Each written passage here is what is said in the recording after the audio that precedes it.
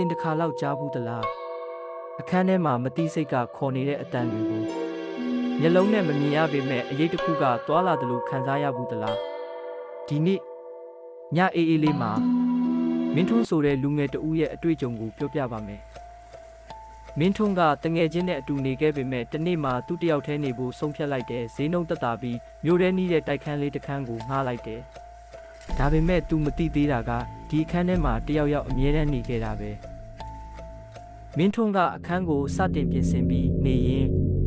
ညဖက်မထင်မှတ်တဲ့အတန်တစ်ခုကိုကြားလာတယ်ပထမဆုံးတော့တိုးတိုးလေးမကြားနိုင်လောက်အားနေတဲ့အတန်နောက်မှထွက်သွား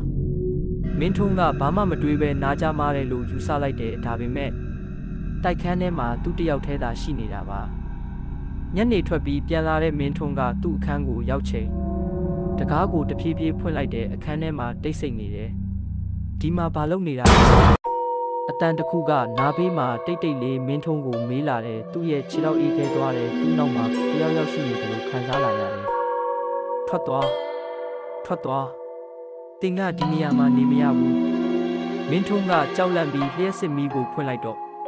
ဘာမှမရှိဘူးဒါပေမဲ့သူ့ကောင်းနားမှာဖုန်းတစ်လုံးရှိနေတာကိုမြင်လိုက်တယ်သူဖုန်းကင်ကြည့်တော့ဒါကသူ့ဖုန်းမဟုတ်ဘူးအဲ့ဒါနဲ့ကြောက်လန့်တကြားဖုန်းကိုလွှတ်ချလိုက်တယ်ငါဖုန်းပဲနောက်တစ်ခါမထိနဲ့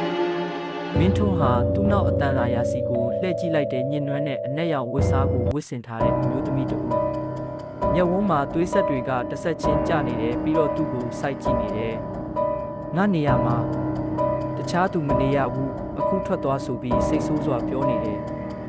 နောက်တနေ့မင်းထွန်းကအိမ်ကြီးချင်းကိုမေးကြည့်တယ်အရင်ကဒီအခန်းမှာအမျိုးသမီးတဦးအိပ်ရာထဲမှာတည်ဆုံသွားခဲ့တာပါသူ့ရဲ့ဖုန်းကိုမင်းထွန်းကထိလိုက်တဲ့အတွက်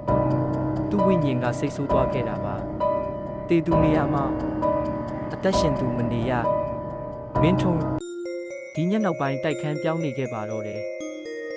တင်ဟာညတွေမှာထူးဆန်းတဲ့အတန်တွေကြားဘူးသလားအခန်းထဲမှာတင်တယောက်တည်းမဟုတ်တယ်လို့ခံစားဘူးသလားလိုက်ကြည့်ပါနားထောင်ပါအိပ်ရာမဝင်ခင်တစ်ချိန်လောက်နားထောင်ကြည့်ပါတင်အခန်းထဲမှာတယောက်ယောက်စကားပြောနေသလား